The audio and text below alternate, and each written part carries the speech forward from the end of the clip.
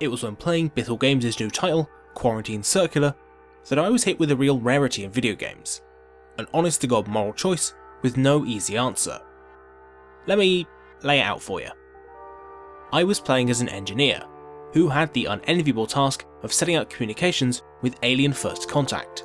After getting talking to this tank of an arthropod named Gabriel, he asked me a question. He has a shock collar on that prevents him from moving out of this tiny circle, will I disable it? This really stumped me. Despite having a binary choice to make, there were so many factors to consider. Gabriel seems nice, but is he lying? How did he get captured in the first place? The guy looks like he could stop a train for Christ's sakes. Why did he come here? Should we implicitly trust technologically advanced outsiders because that sure as hell didn't go well for indigenous cultures in the past? Maybe he's a diplomat, or a scientist. We don't even know his society's values. Video games are great at posing moral questions because unlike any other medium, it's us that gets to choose the answer. And that's what moral questions are, really. The most open-ended possible puzzles. And they challenge a totally different part of the brain to test some mechanical skill and tactical thinking. They're unique because the interesting part isn't making things happen, but in seeing how your choices unfold.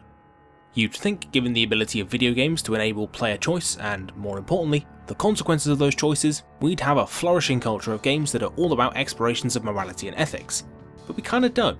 There are of course some great notable exceptions that I'll be getting around to later, but for every game with some sort of morality system, very few ever seem to pull it off well. I've spent a while mulling it over, and I think I may have found the source of the problem. Weirdly, I think the issue lies with morality systems themselves. Now it sounds like I've finally lost it, but let me explain myself. Traditional game design wisdom, broadly speaking, holds that integrating all the different parts of your game is a good idea. In Half-Life 2's best level Ravenholm, the physics system, gunplay, puzzles and aesthetic design all work together to create an awesome experience. Because of this philosophy, however, morality and ethics get tied into games in a way that hurts them. They're represented through systems like karma meter related stat boosts and content gating, or different endings based on your choices.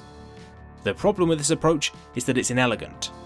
In attaching straight up gameplay bonuses to moral choices, you make them easily solvable, turning an ethical choice into a strategic one. Take Star Wars Knights of the Old Republic for example. Its morality system, which measures your devotion to the light or dark side of the Force, actively selects against making decisions on an ethical basis. The more devoted you are to the light or dark side of the Force, the cheaper certain Force powers get, and if you go really far, you get some nice stat boosts. That means that any attempt to make a decision based on your ethical reasoning is a decision to potentially make the game harder for yourself, and that's not a choice most players are going to make. This sucks even more in Kotor 2, which includes Kreia. She's a mentor figure who picks apart your reasoning for every choice you make, and she's just brilliantly written. She's the most balanced and nuanced take on the light and dark sides of the Force in the whole Star Wars canon. Unfortunately, the emotional kick of having your moral choices torn apart in front of you doesn't really have the desired effect because, more often than not, you didn't make them for moral reasons, but because you were doing a light or dark side playthrough. Kotor is pretty easy pickings, I'll admit, but morality systems can scupper even games with supposedly much more nuanced takes, such as Dishonored. In this game, your morality is measured by how far the city has fallen into chaos. Stuff like killing people raises the chaos level and causes more guards to appear at later levels, as well as gives you the quote-unquote bad ending. Low chaos runs, on the other hand, require you to be merciful and give you a much nicer ending, because despite being dishonored, you remained honourable and were still a good person. See, it's this whole thing, it's really subtle. The issue here is that the pretty much binary nature of low and high chaos means that low chaos is heavily coded as being the more ethical and nicer route to follow, despite being anything but. The non-lethal resolutions to the various missions see you doing some truly horrible stuff, like drugging a lady and essentially selling her to a stalker who's going to keep her as a slave.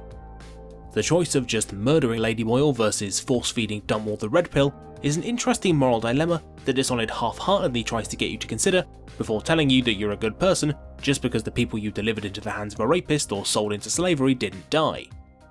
Without the chaos system in place, you'd be made to figure out the best way to get what you want, taking into account ethics versus practicality and the potential consequences of your actions. But with it, the nuance and ambiguity is removed and we're left with a system that denounces a mercy killing and praises slavery.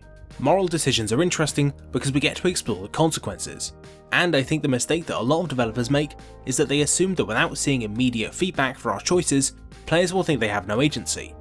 But it's attempts to rectify that in Kotor and Dishonored that actually make them less interesting. Long-term consequences for your decisions are actually fine. Let's compare Frostpunk and Darkest Dungeon, two games that explore the allure of becoming a monster while chasing the greater good in subtly different ways. One great, one not so great. Spoilers for Frostpunk, by the way, so skip ahead to this time if you don't want to see them. Frostpunk sees you controlling the last city on Earth, built around this giant generator, in order to try and survive an endless, apocalyptic winter.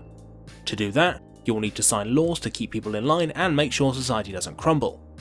This is great, because all the most useful ones carry a heavy moral toll, for example forcing kids to work in the coal mines, and Frostpunk is difficult enough to make these choices really worth considering. I made some really tough calls during my Frostpunk campaign. I tried to uphold strict moral values to keep my people happy, but eventually I needed to create a religious secret police to control theft, and I had to perform a little bit of emergency triage to prepare for the big endgame superstorm. It was during that storm, in the 11th hour, when my people were starving and sick, and with mere hours to go until the storm passed, that I made the ultimate choice. In order to save the city and possibly humanity, I sent a child into the bowels of the overworked generator to fix it and buy us a few precious more hours, killing them in the process. Humanity survived and I was greeted with the text, "We didn't cross the line." Wait, what? The quite genuine remorse I felt was completely undercut by the game thinking I'd done an ethical job as ruler. I sacrificed a kid! As it turns out, Frostpunk secretly tallies up how many evil decisions you make, stuff like banishing dissidents or instating yourself as dictator, and only at the end of the game does it tell you if you made too many. And that's about all you get as far as feedback. I was looking forward to a little blurb about how my city ended up faring, whether my strict super policy led to malnourishment, whether the sacrificial child was remembered, or what became of my secret police, but I didn't really get anything, just a "good job" sticker. Frostpunk falls at the very last hurdle by adding a mechanical dimension to its morality. If the ending was something more ambiguous or explored my decisions in more depth, then they'd feel much more impactful. However, by making the powerful evil laws contribute to little more than a bad ending, the entire morality system may as well just be a difficulty setting, and the moral element is removed entirely. Instead of regret, I now just kinda feel disappointed. I only had to feed that kid to Prometheus because I'm bad at Frostpunk. Darkest Dungeon, on the other hand, doesn't judge. Instead, it just shows you the consequences. In Double D, heroes that fight in the dark get more loot, but get more stressed, and seeing them unravel, turn on each other and give in to despair is not very pleasant to watch. Stressed heroes must turn to stuff like drink or flagellation, or you can just hurl the broken wretches onto the streets and pick up a fresh batch of chumps in the morning, saving you some precious cash.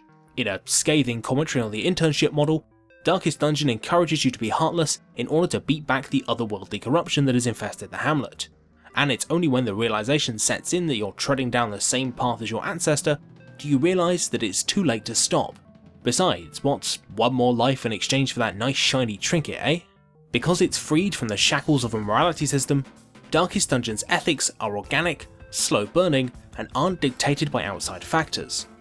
You can choose to be a nice guy, saving or treating your favourite heroes to make them stronger, and not feel like you're playing the game wrong.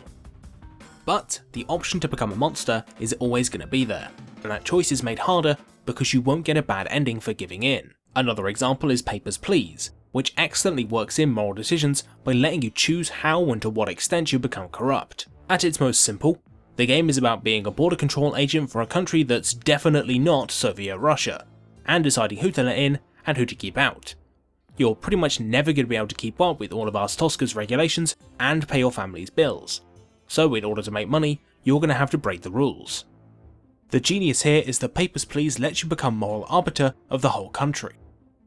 Is it worth taking the payout for locking up an innocent man who's an arsehole? Should you work with terrorists in order to save your family? Honestly, I don't know.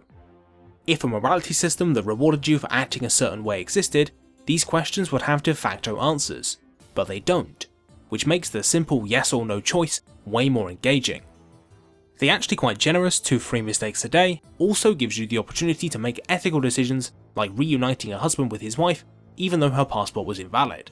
Whilst the overarching morality of Papers is fairly simplistic, you need to become corrupt in order to survive, the smaller, more intimate decisions are loaded with moral nuance because you can only save or damn so many, but it's up to you to choose who, all while balancing your own needs. Papers, Please never says whether you're a saint or a sinner, because it knows that morality is so much more complex than that. Morality systems are an implicit judgment of the player. Even if they don't offer any sort of observable bonuses, there's almost always a right and a wrong way to interact with them. Instead, developers need to create ways of exploring the consequences of a player's decisions, while leaving the right or wrong of it all up to their subjective experience. Some more great ways to integrate morality in this way could be to use Fallout's endgame slideshows to give the world and how you affected it a sense of permanence and cohesion beyond immediate gameplay reactions.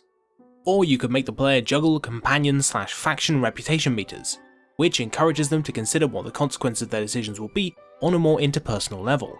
The right thing to do isn't always popular, after all. These two approaches are great because they add depth without making a judgment of the decisions themselves. They're just another way the consequences can manifest. Which of course isn't to say that games with morality systems are just straight up bad, they're not. Frostpunk in particular is really enjoyable.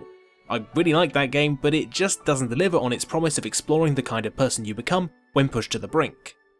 Games with morality systems are much better at conveying a single message reinforced by tying it into the mechanics. In the case of Frostpunk, this would be the sickly sweet allure of fascism. Undertale is a game all about morality, and it's got the most simplistic, binary moral choice system of all time.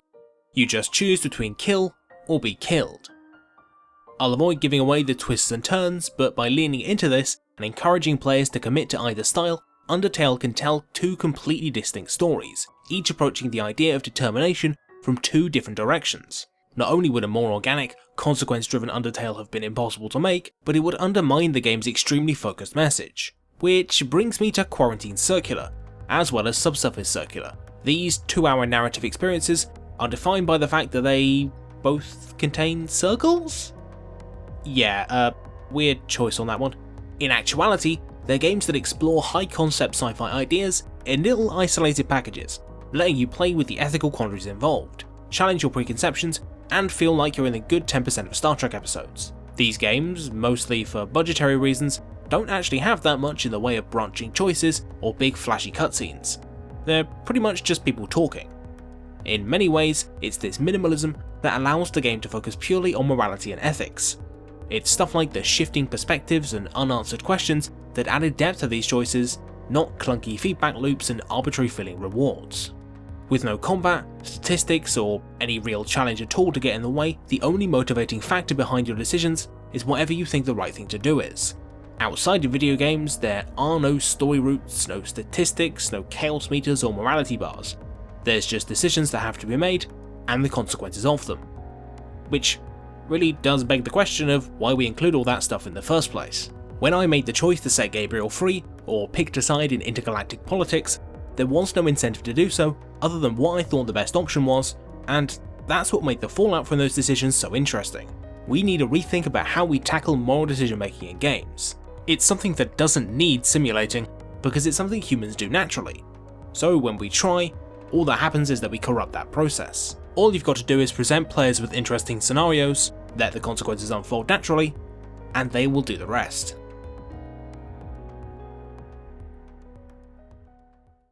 Hi and thank you for watching. The Architect of Games is made possible thanks to the generous support of my Patreon patrons, the names of some of which you should be able to see on your screen right now. My patrons get early access to videos, monthly updates, and the occasional supplemental review, such as one on Dauntless, which should be coming out in the next few days. I'd like to give an extra special thank you to my top tier mysterious benefactors, who are Samuel Vanderplatz, Daniel Metzges, Apotropos, Asaran, Brian Notariani, Vojdam Palagora, Asteroid Baby, James Andrew Davey, and Chow. Thank you very much. If for whatever reason you don't want to give me money, but still want to support the channel, might I suggest liking, commenting and subscribing, as well as sharing my stuff on the Reddits or the Twitters or whatever it is you kids do these days. Alright, see you in the next video. Peace.